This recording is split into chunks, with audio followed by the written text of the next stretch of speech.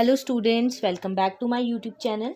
तो आज हम लोग क्लास 10 की ही सीरीज़ को कंटिन्यू करते हुए एक इम्पॉर्टेंट टॉपिक पढ़ने जा रहे हैं जिसका नाम है salt. Hope you guys like my previous videos जिसमें मैंने एसिड एंड बेस के बारे में बताया था। तो उसी की सीरीज़ को कंटिन्यू करते हुए आज हम लोग सॉल्ट्स के बारे में पढ़ेंगे। तो चलिए स्टार्ट करते हैं। A salt is a compound formed from an acid by the replacement of hydrogen in the acid by a metal।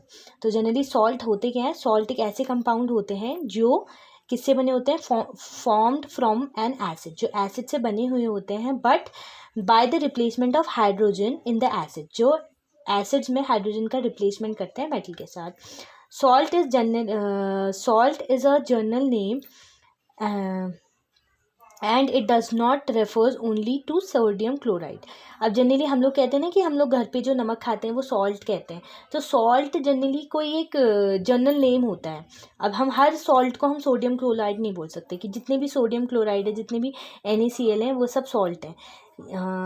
Salt हमारे अलग अलग टाइप के होते हैं। सोडियम क्लोराइड को ही हम अकेला सॉल्ट नहीं समझेंगे, हमारे बहुत सारे सॉल्ट होते हैं, लाइक कैल्शियम के सॉल्ट होते हैं, अमोनियम के सॉल्ट होते हैं। ये जितनी भी चीज़ें आती हैं उनको हम लोग सॉल्ट की तरह कंसिडर करते हैं, लेकिन सॉल्ट एक जनरल नेम होता है उसका, ठीक है।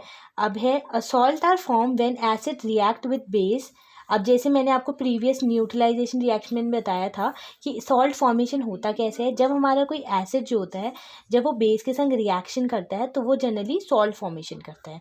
जैसे मैं आपको एग्जांपल बता देती हूँ। सॉल्ट ले लीजिए, जैसे एसिड होता है हमारा HCl, इसकी रिएक्शन जब मैं करवाती हूँ NaOH के साथ, NaOH इज योर बेस, तो हमारा एक सॉल्ट फॉर्मेशन होता है, that is NaCl plus water बाहर करता है, ठीक है। तो ये वाली प्रोसेस भी हमारी सॉल्ट फॉर्मेशन की है कि जब एसिड बेस के संग रिएक्ट करता है तो हमारा सॉल्ट फॉर्मेशन करता है। और जो होता है the pH value of salt is 7, और जो सॉल्ट की pH वैल्यू होती है वो कितनी होती है? 7 होती है।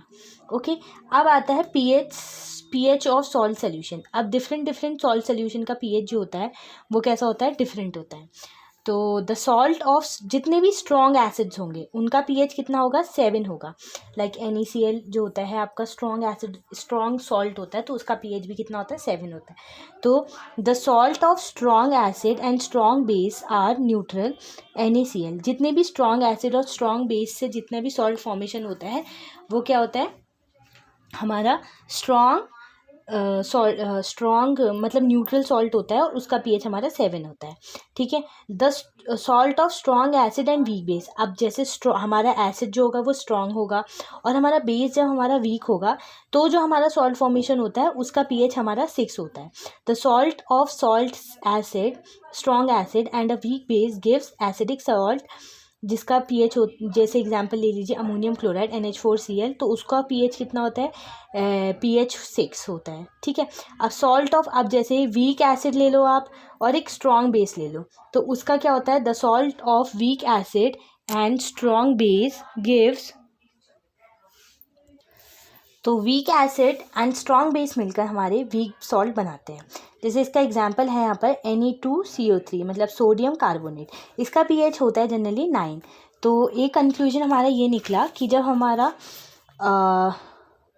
Strong acid plus strong base बनता है तो वो मिलकर एक न्यूट्रल सॉल्ट फॉर्मेशन करता है, ठीक है।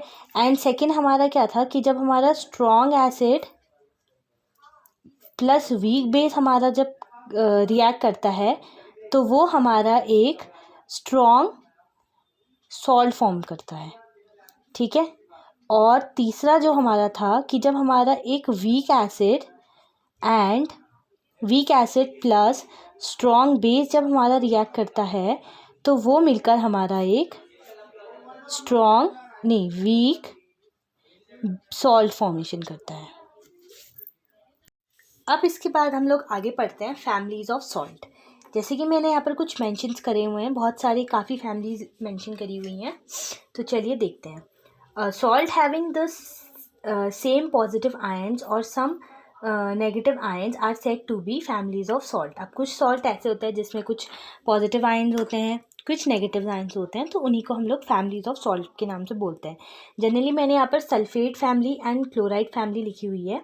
जैसे सल्फेट फैमिली में देखिए हमारे potassium sulphate, sodium sulphate, calcium sulphate, magnesium sulphate और कॉपर सल्फेट, मतलब ऐसे कंपाउंड जिनमें सब में सल्फेट ग्रुप जुड़े हुए हैं वो हमारे सल्फेट फैमिली में आते हैं। वेरेज जो हमारी क्लोराइड फैमिली होती है उसमें जो हमारे मेटल के साथ हमारे क्लोराइड जुड़े होंगे, like sodium chloride, ammonium chloride, calcium chloride, copper chloride.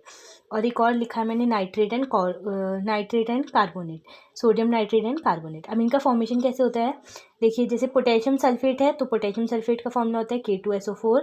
इसका फॉर्मेशन होता है जब हमारा एसिड होता है KOH और बेस होता है KOH और एसिड होता है H2SO4, ये मिलकर हमारे पोटेशियम सल्फेट बनाते हैं। सिमिलरली हमारा नेक्स्ट होता है कि सोडियम सल्फेट का फॉर्मेशन कैसे होता है, जब हमारा H2SO4 की रिएक्शन NaOH के संग करवा लेते हैं तो हमारा सोडियम सल्फेट बन जाता है प्लस वाटर बाहर निकल जाता है।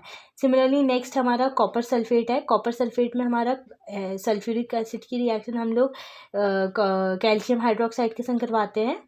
मैग्नीशियम सल्फेट में हम लोग मैग्नीशियम के सल्फेट मतलब की फॉर्मेशन हम लोग सल्फ्यूरिक एसिड की रिएक्शन किसके साथ करवा लेते हैं, मैग्नीशियम हाइड्रोक्साइड के साथ करवा लेते हैं। कॉपर सल्फेट को बनाने के लिए हम लोग सल्फ्यूरिक एसिड की रिएक्शन हम लोग किसके साथ, कॉपर हाइड्रोक्साइड के संग करवाते हैं। तो देखिए एक कंक्लूजन हमारा ये निकल रहा है कि एसिड्स जब भी हमें सल्फेट फॉर्म करना है तो उसमें हम लोग को एसिड हमेशा H2SO4 ही लेना है हर जगह पे, ठीक है। और सॉल्ट तो हमें सारे एल्किल ही लेने पड़ेंगे, बेसिस, तो NaOH ये सब हमने इसके बेसिस ले रखे हैं। और एसिड के लिए हम लोगों ने सारे एसिड में हमने H2SO4 ही लिया है। सिमिलरली क्लोराइड के लिए फॉर्मेशन जब हम करेंगे उसमें हम लोगों ने HCl ही ले रखा है एसिड, और बेसिस के लिए हम लोग सॉल्ट का एसिड का OH ग्रुप ले रखा है। तो जैसे देखिए HCl की रिएक्शन NaOH के संग करवाई, NaCl हो गया। HCl की रिएक्शन हमने NH4OH के संग कराई, NH4Cl हो गया। HCl की रिएक्शन कैल्शियम हाइड्रोक्साइड के संग करवाई तो हमारा कैल्शियम क्लोराइड बन गया। HCl की रिएक्शन कॉपर हाइड्रोक्साइड के संग बनाई तो कॉपर क्लोराइड बन गया। सिमिलरली नाइट्रेट फॉर्मेशन के लिए हम लोग को HNO3 के संग रिएक्शन करवानी पड़ेगी। तो HNO3 एसिड की रिएक्शन हम लोग जब बेस NaOH के संग करवाएंगे तो हमारा सोडियम नाइट्रेट बनेगा। सिमिलरली कार्बोनेट की रिएक्शन जब हम करेंगे तो हमें कार्बोनिक एसिड का रिएक्शन जब बेस के संग करवाएंगे तो हमारा कार्बोनिक एसिड बन जाएगा।